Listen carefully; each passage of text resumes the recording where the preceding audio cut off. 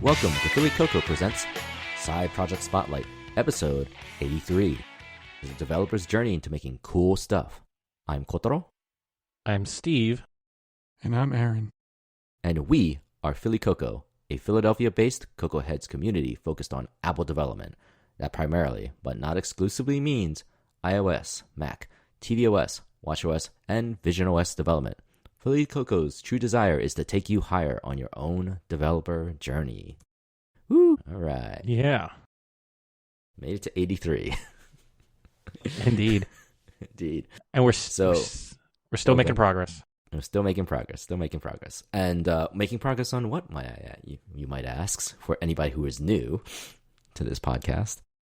Well, we're working on an app, going back to the origins of this podcast as a examination of building actual products on the Apple ecosystem. And we're trying to build something very small, which is just a kind of a dashboard to surface certain data that is in HealthKit or can be derived from HealthKit that we want to have more glanceable, easy access to, that we find is maybe somewhat difficult to quickly access in the health app or in some other apps we have. And it seemed like a good project because we never used HealthKit before. And to kind of give a summary of the what we talked about last time, I guess we came up with the idea of calling it Bento Fit as a code name for now. 3 people at 3 different spots on like a fitness journey. On one side, just beginning, maybe taking walks, kind of interested in maybe other kinds of metrics, maybe step counts and such. Then there's like me, who's in the middle, who's kind of exercising regularly, is really interested in cardio fitness and some other numbers and food numbers because I'm trying to lose weight. And then Aaron, who's done like triathlons and like climbed mountains and like I think he skydived once or something and like probably took I don't know. I'm just guessing. He's just making stuff up now. I'm building the legend of Aaron up, and but he's the most fit of us, and he's actually run long distance rides. Can ride a bike. Is Aaron the most interesting guy in the world? Is that what we're going? He's going to be Definitely not. Most interesting Apple developer in Comcast. I don't know, but we've decided to kind of divvy it up into these themes. So we were at Side Project Saturday, which is a Philly Coca monthly event we do. And Coulter and I were talking about this, and we came up with some more metrics and kind of tried to group them. And the idea of a bento box has been there since the beginning. So that's kind of the shape of the actual user interface. A bento being like, if you ever seen a Japanese bento, it's a lunchbox. The items are neatly arranged in like rectangles and square compartments. And so that's kind of where we came up with.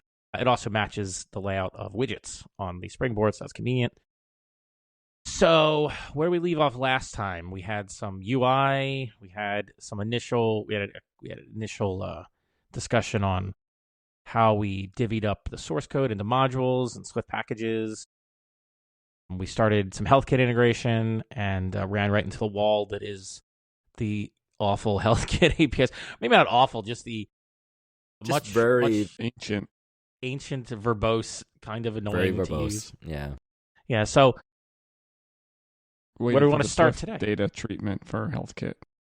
Well, I mean, if we give it, the problem is if you give it a Swift data treatment, and we kind of compare it to Swift to what happened with the initial version of SwiftData, it'll come out and only have like a fraction of the features, and then be like really broken in some other ways. Because we're only just have like a subset of what we need. Yeah, maybe it'll just have like step counts and your heart rate, but like everything else will be unavailable. That's actually in and of itself kind of an interesting project. I'm somewhat surprised, and maybe I'm just not looking deep enough of like, oh, there must be like a Swiftified version of HealthKit and access to the HealthKit APIs, and we just haven't looked too deeply into it. Maybe something worth as a discovery. Well, I did look into it a little bit. I spent like 5 minutes. I couldn't find any libraries. I spent like 5 minutes on like Swift package index, which is usually a good like sign of like, okay, like maybe there's something there, and didn't seem like anything tremendous. Well, I'm afraid we're going to spend all of our time just trying to wrap HealthKit. I'm like, we could do a progress update. I don't know where we want to start. I don't know. With me, I guess. Yes, if you want to start. Since so this particular quote unquote sprint, this 2-week sprint, you've made the most progress, I feel. What if you little there is, yeah.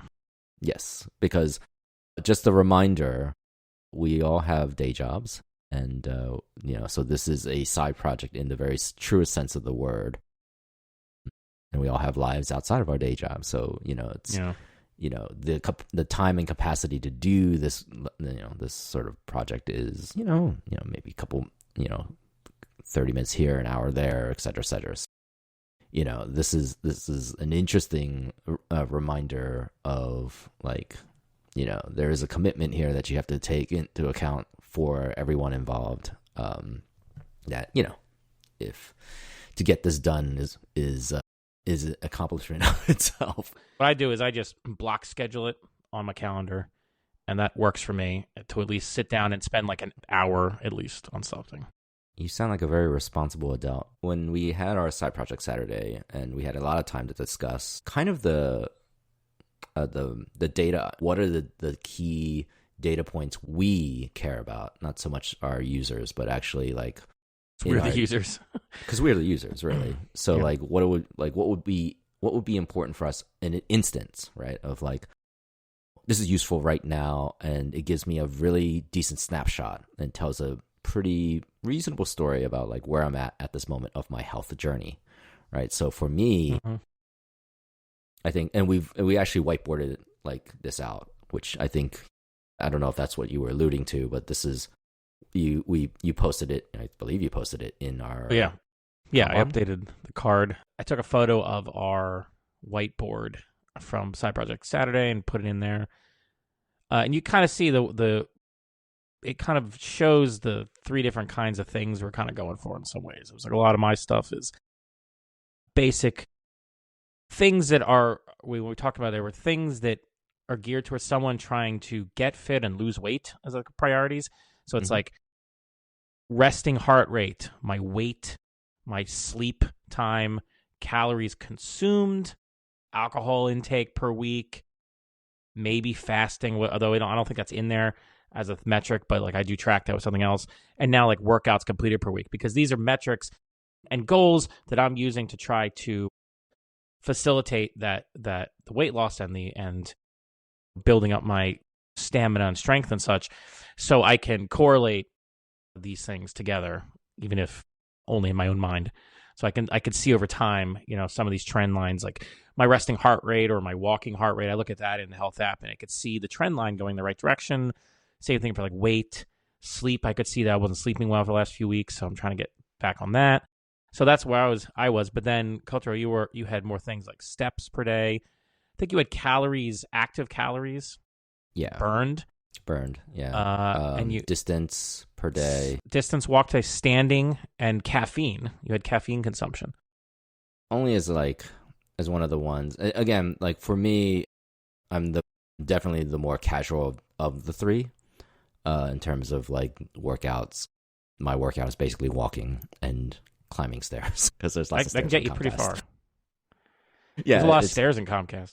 There are, actually. So I mean, that's and standing. One of the things at the very least I want to at least keep it active.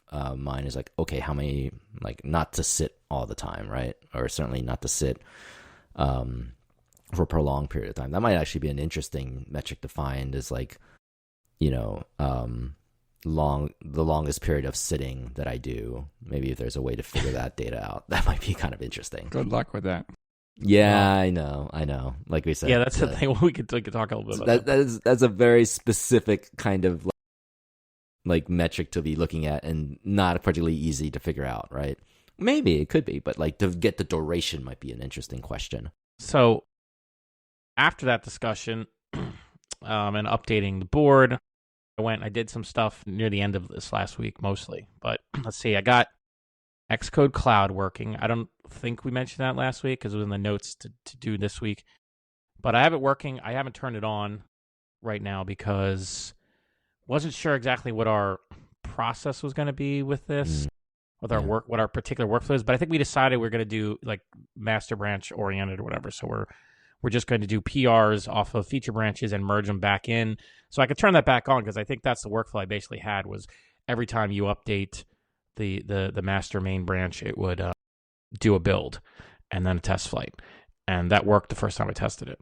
So we could do that on merges. We can, and I have to look at setting up. I want to look at setting up a test plan too because I haven't done that in Xcode Cloud. But I did just learn how to use Swift testing today. It's very easy. It's not that hard, but I mean, I did actually I actually learned how to do it. I wrote some tests today for work, and I was like, I'll use Swift testing. It's actually, I mean, it's nice. Definitely a lot better than the prior was XC tests. Yeah, XC tests. Yeah, there's like only two. There's only like two things you mostly have to remember. It's very simple. I mean, maybe that's comparing like like the worst vanilla testing suite you can imagine, but like, I mean, it's not the worst, but it's one of those things where it's like, at the very least, you can't really complain. Well, you could, but like, it's not. It's a pretty decent test suite to actually do. Like, even I would have to admit, it's actually it's quite nice. If you look at the videos too from DubDub, really cool, and like you can tag things. I started doing that at work, and it's like, oh, this is really neat. You can create test plans though that can divvy up based on tags and stuff. So it's not just like all of your tests, whatever. So when I do want to write tests for anything, I'll be able to, I think, be able to have them run automatically as part of the Xcode Cloud build when it makes sense to have that happen. So I think it would also be good to figure out when we talk about these branch deployment branches. Like, I'm definitely of the mind of saying, okay, the main branch is the branch that always should be, the work, like it should always work and it should always be like clean. And then we could do something where you could do a dev branch and like a release branch or something and kind of commit. And then once we put it in like or staging branch, whatever we want to call it, and then say whenever we build, so you can do this, I forgot the flow exactly. So you do all your real development on the dev branch, and then you branch off of the dev branch with like feature branches or whatever. And then when those get approved, it gets merged into the dev branch. And then when we're ready to deploy to test flight, we create either a feature branch, like I forgot what they call it, a release branch, or put it into the release branch, and then let that, once that's merged into the release branch, let that trigger the test flight build. Yeah. And then that way we can keep it clean and then merge everything back into the main branch when everything's like happening, hunky dory. Yeah. And so we have to decide what we want to trigger when. At work, we were doing this thing for years where, we have a develop branch, which was used to put things on a test server. But when we make a release branch, we'd make it off of master. And then we take our feature branch and stuff and merge it into it. We didn't merge the develop branch because that would get too messy. But we would always pull off of master to start a release branch so that we would stay in sync. Right. But it's all variations on a theme where we're trying to basically keep a consistent incremental progress and keep that updated in the master branch, so we're not having like really long living feature branches or something, because you can cause a lot of that's issues. The one thing I would worry about, especially for like a side project, is like I don't want to overcomplicate. Yeah, that's what I'm saying. Like just do PRs and bringing it right in. That's fine. And which means sometimes maybe testing is something you're gonna have to do to make sure it works. Yes. But for this, I mean, this is pretty straightforward. Since we're only doing read only anyway for the data, we don't really have to worry about screwing up our own databases. So we can be a little loosey goosey with some of this. I think a little cowboy testing action sometimes. Which reminds me, well, I mean, one of the things that I value the art of a good manual test, right? Like to quote unquote dog food it and make sure that we're, like it's useful to us, right? Like I think that sometimes I get the feeling like people rely too much on tests and then they don't actually play with the app because they don't play with the app in the real world, or they don't play with it enough to like go, like maybe I should fix this. I also started adding real logging using OS log and the logger. You don't want print statements everywhere. No, no, I got tired of the print statements all like real quick. I was like, I need to know what's happening in here, and so if you haven't used OS log or log the logger, what is that? A class, a struct, whatever. It's a convenience method for logging stuff. So if you use OS log though, it integrates really nicely in Xcode, and you can filter it in Xcode really well. And you can look at you can create different loggers for different parts of your application, and you can filter them, and it makes it really nice when you're debugging, and then later you can also see it in console too if you want to. It makes it easy to do all kinds of logging stuff, like especially privacy preserving logging, which we probably aren't going to be. It is for sure doing, the proper way to do it. But yes, it's the proper way if you're using Apple's frameworks directly. I didn't wrap it though. Like maybe you'd want to wrap it in your own class or something to control the dependency a little better. I'm just using it directly at the moment. That's debatable whether that's a good idea or not, but like you wouldn't be able to easily swap this out unless you did some other work. But it's really easy to use, and I set up a logger for HealthKit. That was the main reason I wanted this, because I wanted to see what the HealthKit is. I have noticed though, I don't think the logging stuff works right when you're in previews unless they fix that. Like because at work I would log things and like they'd never show up in preview in the console when you're running SwiftUI previews. But anyway, it's pretty useful if you haven't done OS logging. So I did that. I created an environment package to hold this, a Swift package to hold this stuff in. I don't know what you would call it. I call it environment. It's like kind of like the catch-all for it's like things that are cross-cutting concerns that basically every module has. And then I created a little variable, made it like a property in the package Swift called like common, like just to make it easy to like add them in as a dependency when you're setting up modules. It's something I do at work too. So everything has access to this. And also as part of importing in the environment, it's called environment, importing that, it also exports OS log. So you just do the one thing and you'll have OS log available to you as well, because that's also something that basically everything's going to need. So it makes it simpler. So that works. And then I started trying to update the metrics, and then I got bogged down because HealthKit is just not the greatest API I've ever had to work with. And and I'm like looking at the documentation, and it's not great. I mean, there's a lot of it, but it's just not wonderful. It's mostly just API docs, and it's. I feel like a lot of times, at least particularly with Apple's documentation, it feels like it's more auto-generated than necessarily like human readable. Yeah. I did notice though that we got to do something about asking permissions. Like it doesn't work reliably and right now, and it's a little wonky. It may not be an issue in production because I'm adding things like as I go right now. So if between runs, you could have different metrics need to be available.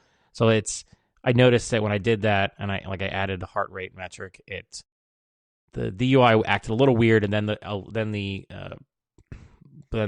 authorization request came up and everything started working. So, I mean, that's like a minor thing. But I started doing this, and I started trying to use Grok because I'm just trying different LLMs now at this point, at least ones that are free. And Grok just had 3 come out, and it works about the same as all the other ones I've used, at least the free version, which means it keeps generating HealthKit code, which mostly works, but is not quite up to date, so I have to modify it. But you know what?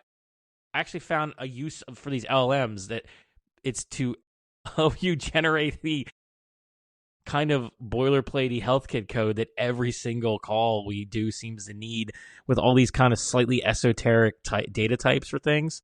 Yeah, it's kind of funny because like the framing of it is relatively the same, but it's just different in terms of like you have to know specifically what type of thing you're looking for, like heart rate or workout, and then the specific workout type, and then getting the range and of course was it NS predicates in the right. So far we've been using I guess types they have pre-existing data in there, so like heart rate's already a thing, at least for most, except for Aaron's one, which was you had to do some calculations. But I did that. You do, Aaron? also started doing some errors. I also started throwing errors from there. I'm not sure if that's exactly how we want to do the error handling, but I actually created like an error enum because it looks like we're trying to encapsulate HealthKit. So I didn't want to like expose HealthKit stuff outside of that module because it's so gnarly. So I was like, okay, that means we're going to need to report certain things back out like errors. So I started adding errors in there.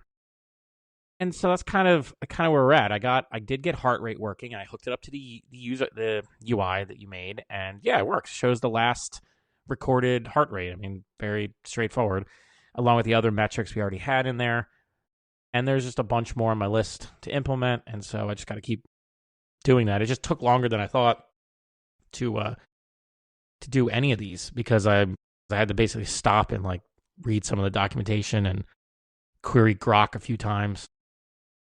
Get it to spit out something sort of usable. I remember with the prior one, and of course you know this, I used ChatGPT, the free version, just to see. I believe it's pronounced ChatGPT. ChatGPT? All right. Well, that's what Prime says. I used that to see what it would give me. And like you said, it gives you very old versions of like the very old implementations for which then you kind of have to go back and like, fine tune and refine. Yeah. And obviously it's using like old the Swift continuation Swift stuff techniques. Again. Yeah, I don't think there is modern Swift concurrency calls for a lot of this stuff because I didn't see them. Maybe I didn't look too hard, but I was using continuations, the continuation wrapper stuff that allows you to use to call it like with a wait, but you have to like wrap things in that. So that's so far what I've had to do, which is annoying, but whatever. Mm-hmm. Not too bad. What else? I know you were working on some kind of UI update. Yeah. Right? So basically, I was just sort of trying to go through variations. So what you're seeing and what I'm sharing with these guys, everyone here that nobody will see because we're you can't see it format. Because we only do an audio podcast. But there's a beautiful, beautiful UI rendering here in Sketch that we can see in wonderful low resolution because it's shared over the internet. Yes, but it looks good. So there's a term like a mild to wild kind of approach where you just do a plain vanilla and then you kind of get a little crazy. So I'm actually, this is the one on there's like versions that are like crazy. Mild to wild? Yeah. So like the idea is maybe like come up with like a few that are like just generic, like what you would normally expect, just a simple design. I don't understand the wild part. Kind of like the wild part might be that rainbow one in the top left. You mean wild? Wild, yes. Mild to wild. I thought you meant mile as in the distance, and then while like the word while. Like I was very confused. Yeah, mild to wild is a great name for this episode too, by the way. Yeah, so I guess you can kind of see, for example, like I'm not even pushing it anywhere near where you could be, but you can get the idea of like, okay, like there's no point to doing like a rainbow-esque where the shader effects and the sparkles. Blur effects with the sparkle. Yeah, I'm missing sparkles and we need to put like some of that in there everywhere. But I haven't gone that crazy because then I realized like that's not what I would want. Like ultimately, I'm trying to figure out a balance between like what is functional versus what would be useful at a moment's notice. And so I went back to like super trimmed down to something like this, and I might expand it a little bit in terms of like a sea of gray with gray rounded rectangles. Yeah, I've gone full Dieter Ram, but if you know him, Dieter Ram, another great name for this episode. Yes. If you know, you know. It's based, or you can say full Johnny Ive. It depends on who is a disciple of Dieter Ram in that sense. In his philosophies. Like one tiny bit of color somewhere. That could be in the in one of the things that I was thinking about doing was adding for the trends. You and I had talked about both of you. I've talked separately to both you, Stephen and Aaron, about this idea of like maybe we need some charts for the rectangle one because the rectangle one feels fairly empty. So there's like square ones and rectangle ones, and the rectangle ones don't have a purpose, but they would have a purpose for simple charts. And since we are controlling specifically the metrics that are exposed in this, we can just expose metrics and then come up with UIs or charts that make sense for them. So that's what I'm going to like design real basic ones, like the line chart for, I forgot Aaron, you were talking about that was of value to you for like Over any of the stuff, because most of the stuff I want to track is like distance over time. Like, so you got like a week's worth of running, let's say, and then that's not really useful unless you can see at least like the week prior and maybe 2 or 3. So one thing that I want to just do like is for when we look at my weight trend or something, you can see it in different timelines. But usually the most useful one to me is probably like 30 days. Gives you just enough context to kind of see like where you are, if you're still going down or up or leveled off or something. Yeah. So we need to figure out how to incorporate those charts into these blocks. And do we need to cache this stuff into like a database or something? So that's a good question, actually. I mean, this goes back to like an architecture question that I'm sort of having in my back of my brain. Like one of the first things we want to do is figure out like we want to be able to allow the users to customize this bento box, right? To be like, okay, these are the sets of data that I want to see at the moment's notice, and then and then configure it as my my health journey changes, right? So maybe I go from like lazy Kotaro to healthy Steve and maybe hyper healthy Aaron. That's right. Or triathlon Aaron, Quadathlon. Yeah, exactly. What's the fourth Quadathlon? That's not even a Quinathlon. thing, right? Five. Is that athlons. even a thing? Does that 6 even happen? athlons. What would 6 athlon be? What's 6? Quad, Quin, 10. I don't know. 2 triathlons back to back. That's what Aaron's going to do.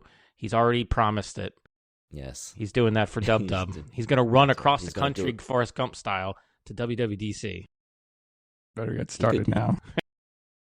Is that going to take that long? Let's see. We're in end of Feb. Yeah, you got plenty of time. Now I just realized people who are listening to us may not have ever seen Forrest Gump because we're old and they are babies. Yes. Some they of them might not have been born. But if you haven't seen that classic Tom Hanks film, go watch it. Classic. Because life is like a box of chocolates. You never know what you're going to get. So getting back on track. What? On track? That's right. Yeah, okay, back on track. Podcast of constant derailment. But, podcast the tangent. Of tangents and derailments and all that stuff. But getting back, the one thing that I was just going to do as a starter was to just save something as a, some JSON blob or something, or put it in a user default just to have the configuration set up there. But that doesn't that doesn't help us on the caching part of the story, right? Do we want to even have it? I mean, once you start dealing with like HealthKit stuff, do you need extra permissions to do that? To cache it outside the database? That's a good question. I don't think so, but I think mean, I'm sure you have to have like some kind of disclosure or something in your privacy policy or something. I was thinking about that. There's got to be something like that about authorizing access because it's a privacy thing. I mean, if we want to be pretty lazy about it, but also as a side effect, also safe about it, we can just say we don't cache. Well, you got to do a NS Health Share usage description, which I think we do have. But is that not? That's to retrieve the data, right? Yeah, I think that's the one we need. That one to read samples from HealthKit is NS Health Share usage, and there's another one for writing. Right. We actually have both, and we probably don't need the writing one. Yeah, in fact, we'll be better off doing the minimum amount of like requesting the actual only the amount of access we need, because I feel like Apple. I have a feeling. I have my spidey sense tells me that Apple will Apple sense. My Tim Apple sense tells me that Apple will scrutinize HealthKit integrations more than other things, and so it's best just to be like, okay, we only need this because we literally are showing you your heart rate. So I don't know, but it doesn't really say much in here about. It says about requesting permission, but whatever. But once you have gotten the data, I'm trying to see if there's anything quickly in here about this. I mean, do you always want to read from the HealthKit database, because I feel like the apps I use sync it. Like they do a syncing thing. Now, usually the apps I use they're kind of going both ways. No, I think with the apps I use tend to take the data from HealthKit and they put them into their own models to use because they do. Yeah. Yeah. So that makes sense. We might end up needing to do that. And now that we have a handful of metrics that are pulling in here, we can actually start thinking about that, because you were mentioning before you wanted some kind of common data format or model for interfacing with the UI. So I feel like we might need to do that, which means we might be looking at SwiftData, Core Data, or the new point-free shared library, which is actually pretty nice. If you want. They have a GRDB implementation. So they just straight up use... For the people who don't know, what is a GRDB? That's a library used for interfacing with SQLite. Very well-maintained, long existing, library. So it just provides APIs for you to access SQLite database. So you don't have to use the C API yourself. In fact, Point Free has had some great videos about this for over the months about SQLite, and they just came out with a Swift library that allows you to do what basically the query macro does, but with more flexibility, and it works with the SQLite database, and you can actually give it raw SQL if you want, or you can. They're also working on a query builder, like a generic query builder that's just like a little mini library that just generates queries. It generates SQL, so you can. And they show an example of using GRDB, which has its own query builder actually, so you can wrap your configuration, build some queries that way, and they explain why it's a good idea. So I'm not going to go into the whole like why we'd use a query builder thing, but the point is, we have choices where we can either just do stuff like directly onto the disk. We could use Core Data. We could use SwiftData. We could use SQLite directly, like through something like GRDB or the shared thing, in order to persist this stuff. But probably before we even get to the persistence, we just need to design the actual data model, because everything's going to be end up as codables. Yes.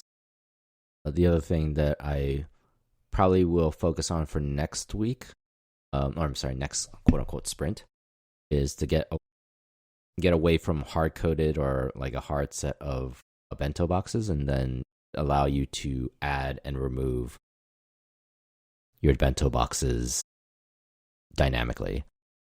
Basically, either we need to figure out like the data model, or just sooner rather than later, or I can just have it as a simple UI for the moment to just allow you to do add widget or whatever, add bento item, pick your option from the list. It'll be a list view for now, and then it will dynamically update, and then save that as a for now, a user default in terms of a configuration, until we decide. Yeah, I mean, we should probably do it. We just have to keep. We're kind of at the stage of, especially because it's a side project, and none of us have HealthKit experience, so we're just kind of figuring it out. Every time we poke at it, it cuts us, and we bleed a little bit. So we came a little bit more cautious after our first round of stuff. God, what is this? This looks like Objective-C code from 10 years ago. What is going on? I mean, that seems to be like part of the course with like the prior kanji app that we built. So we built, in our first side project, we built a kanji like flashcard app for watchOS. But originally we built this like twice before we just committed to like a WatchKit version. And it was through those painful experiences. I mean, we're basically engaging in like prototype driven development here. I mean, yes. we're just kind of building like evolving prototypes of this thing, but we're not like throwing them away completely, but that's what we're kind of doing. We're just going we're figuring it out as we go. Yeah. Which is what you have to do when you're exploring a new area that you don't have any experience with, unless you want to, I guess take verbatim the output of Claude or something, but I mean, I'm not gonna do that. No. I mean, the thing is, like, sometimes it just requires you to like cut your teeth and like go through the battle scars of like why this thing is not. Yeah. Why nobody else decided this path. Well, yeah, I'm like, why is it so hard to find a library that wraps HealthKit? I mean, it's probably because it's freaking painful. No one's like, nobody wants to give that away. Exactly. It's too much work. It's too much work. And as we go along here, we're adding in structure and architecture to the way the project works, like with the Swift packages, and we're kind of just adding enough. I'm trying to be just add enough structure, enough abstraction layers, whatever, as we go when it makes sense to do so, because you don't want to go become an architecture astronaut up front here, and but you at some point you start hitting some friction, like, okay, well, I need to refactor this, I need to abstract this, and you want to do it before it gets to be too much work. Before I start getting into it, and then like you're like, what right, the fuck is he doing? Yeah, but I mean that's like the reason. It's also kind of the reason I was like, let's just do OS log, because once you have that, there's other features you could add to it. There is a way for you to get some of that log data exported, and look at it, and there's ways you can interface with it. And once you have the infrastructure set up, it makes things easier.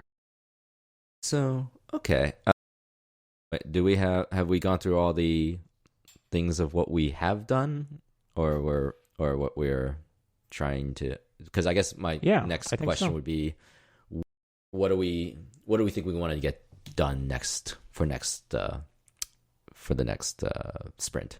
You said you wanted to add and remove bento boxes dynamically, right? Yes, I want to make them dynamic. I mean, we have more health. We have more like health. I definitely want to get in the metrics that I have on my list. So I believe step count we already do have, calorie burned, like maybe 2 or 3 more metrics that are like for the casuals, and then figure out a way to like configure. I think calorie burned is done. I have it checked off, so it might actually be done already. Oh, okay, perfect. I think you added it because I didn't. Damn, but it was in there. I thought I am. Is it working? I don't know. I didn't validate whether it works. I didn't look at how to test whether. You didn't write a test for that? I'm not even sure how to test that, because it's like, okay, I actually asked one of these LLMs, maybe it was Grok, I'm like, how do I test for this? And it's like, you're going to need to mock out HealthKit.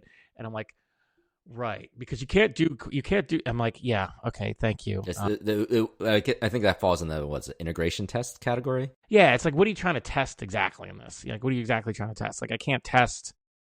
I mean, it's hard to test whether HealthKit's working. You can, that's like an integration test, but it's like you need to give it permission and stuff.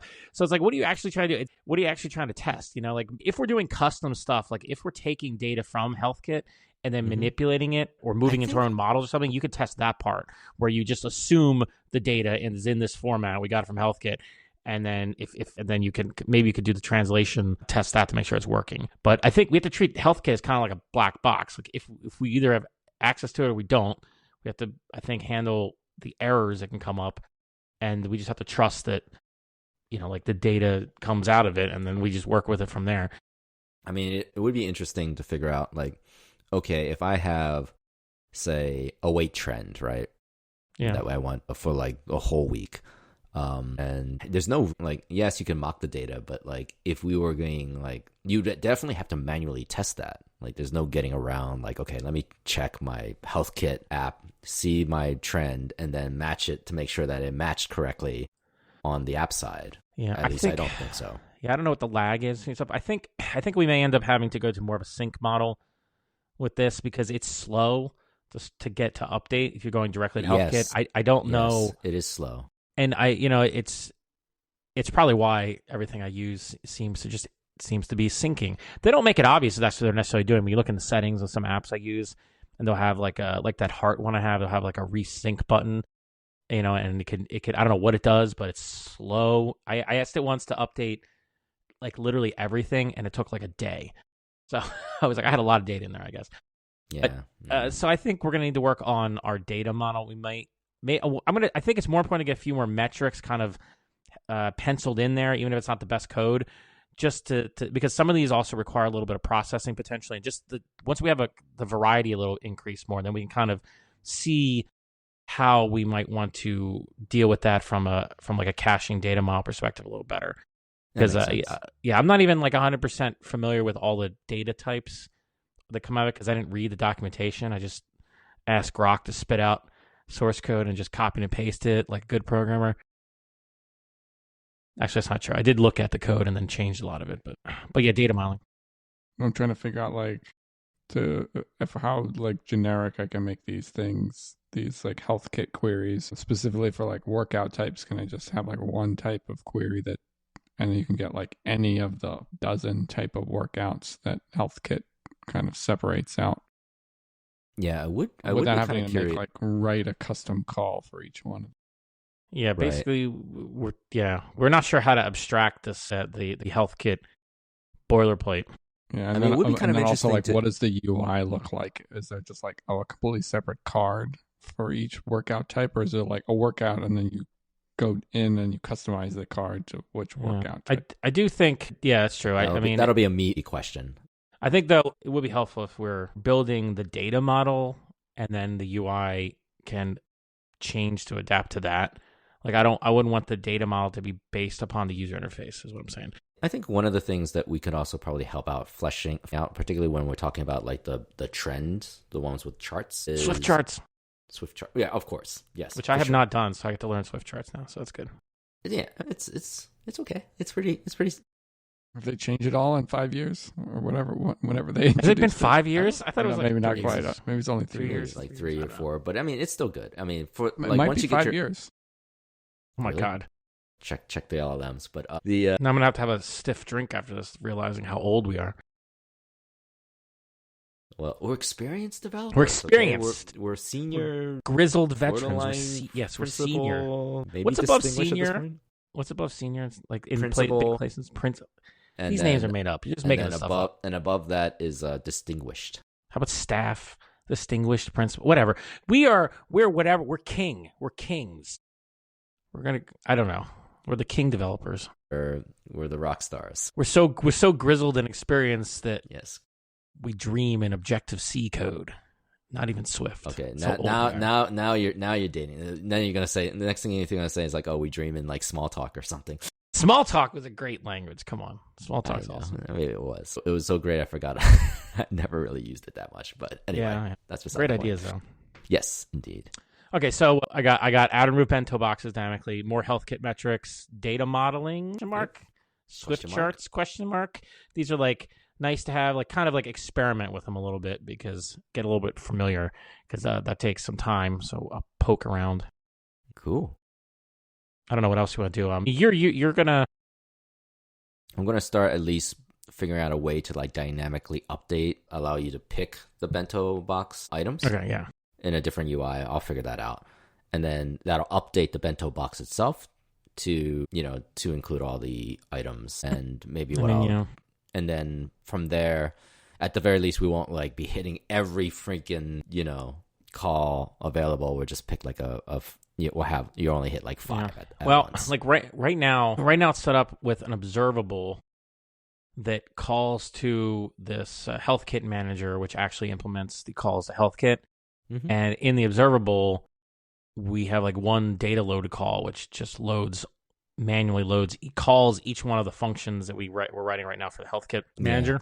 Yeah. Then putting that into basically in memory cache, just putting them into arrays on the that are observable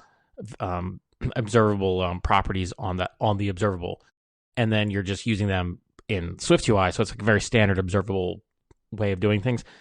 But we're going to need to think about something else if we start having like a bunch of these. I have no idea how performant that would be.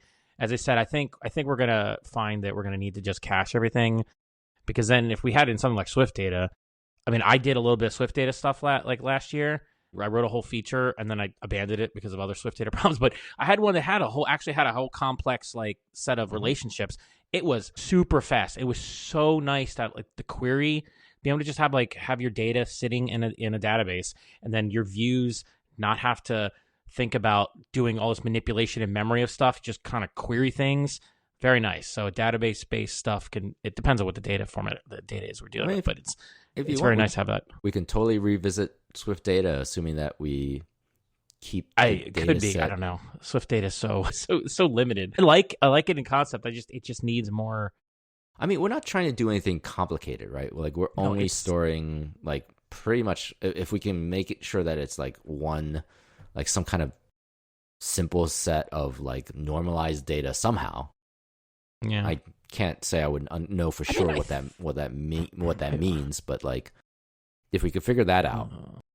I don't know if you start to get into like different sports where there's like different units of things, and Yeah, it may not be that's the possible thing. to unit.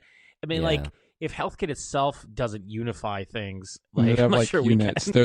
There's like unit queries if you start to get into the different workout I mean, types. this is if you've never looked at the HealthKit documentation. I mean, wow, like just a whole bunch of static things on here, static let identifiers, has like a bunch of different subclasses for data types. You're like, what is happening?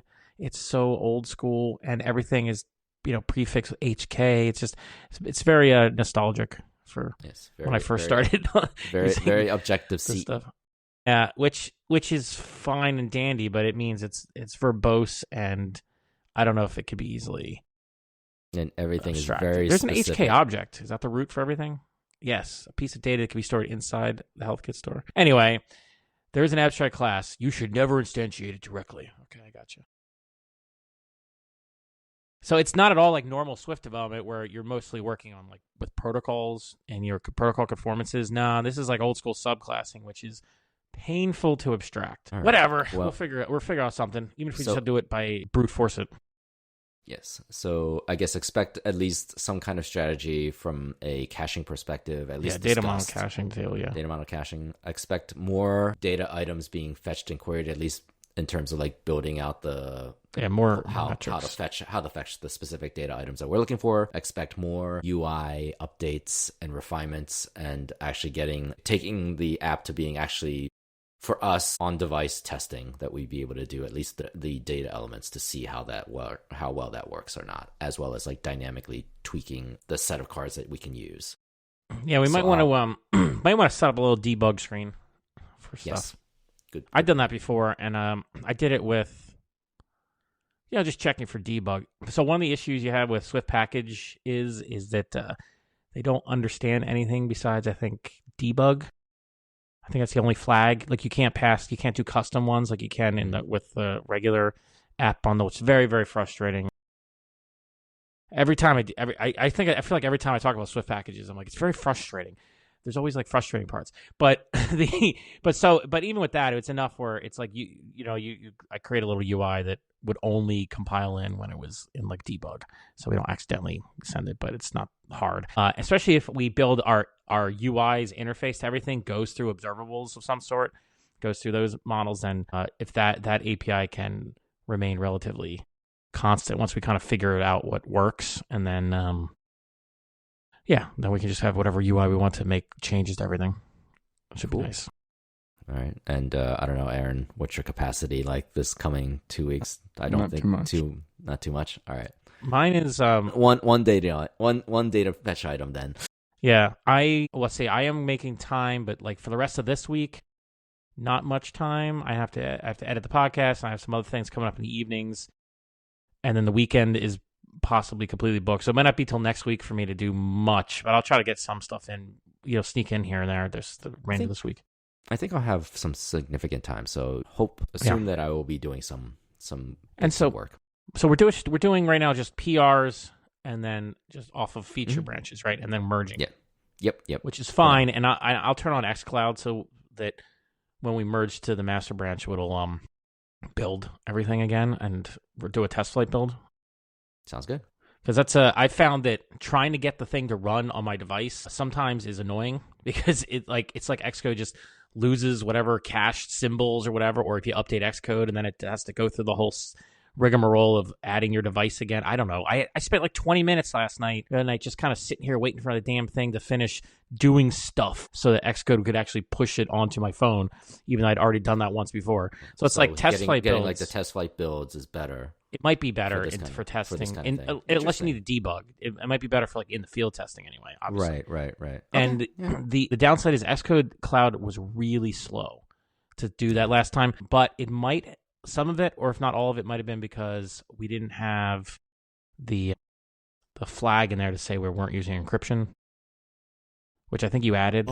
Ooh, yeah, I did add that. Because it didn't tell me anywhere, obviously, in the interface. So I dug around. I went to App Store Connect and looked, and it was like, oh, it has this stupid error that you always get if you don't. You have to be explicit and tell it. So Xcode Cloud, you have to be there's other things you can do with Xcode Cloud by like putting files in certain places, but there's like Xcode Cloud, you have to remember it's a whole CI thing. So anything that requires user feedback is just going to stop things cold. Yeah, that sadly makes sense. But hopefully it'll work a little faster next time I use it. And I have no idea how much like I don't know time I have or whatever they use, tokens, whatever the hell they use to charge for it. Well, that's one of the reasons why I feel like if we at least if we do a push to a release branch, like let's say we come up with multiple PRs to a release branch and then then we do a test flight when we merge it to the main. Yeah, or something. Or something like that. Something out. Yeah, we can discuss this. Well, if you're, we can discuss it later because it sounds like you're trying to say we don't want to run it every time we merge. No. I don't want to waste our tokens or whatever. I don't know. I have to look and see if there's like a dashboard. I don't know. They give you some free amount of time, so we're probably not going to hit it. But I don't know. I'll look. I'm not sure, but I'm not confident that I wouldn't be confident about it. Honestly, this is the first time using Xcode Cloud. Yeah.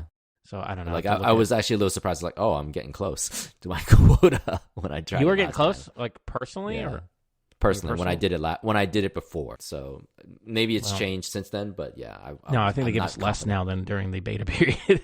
Well, then yeah, for free. Well, then you're no for sure. Yeah. Okay. But anyway, that's all we have for today. You can learn more about Philly Cocoa at phillycocoa.org. There you'll find links to our Slack group, meetup schedule, and contact info. If you're feeling generous, leave a review on Apple Podcasts, Spotify, or whatever your podcast platform of choice is. And please share us with all your developer friends.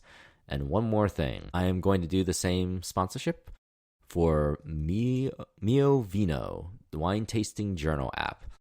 It's miovino.app. So IOVINO.app. And it's developed by friends of the podcast, AppJohn LLC. And John. Miovino is a effortless wine tracking app for iPhone, iPad, and Mac. Snap, rate, and track your favorite wines without hassle. So apparently the reviews are in, and an early beta tester said it's effing cool. And someone hungry said the app is really fun, actually. Yes. I used another app some time ago, and this one is simple and to the point. So yes. These are on the website. We're reading directly from the Mio Vino website. This is a non-sponsor sponsorship. Why do you say? Why are you intentionally confusing me? Nobody sponsors the podcast. No. How do we describe it? Non-sponsored. We call it not a sponsor. It's just not a sponsor. We're just giving a shout out because we like the people and the product. But nobody has actually ever sponsored this podcast. No. There's no money involved here. We just want to be clear so that we don't get flagged on some Apple backend or something because we didn't click a box somewhere or whatever. Good point. Till next time, good luck on your own developer journey. We will cheer for you always. But if you haven't seen that classic Tom Hanks film, go watch it because life is like a box of chocolates. You never know what you're going to get.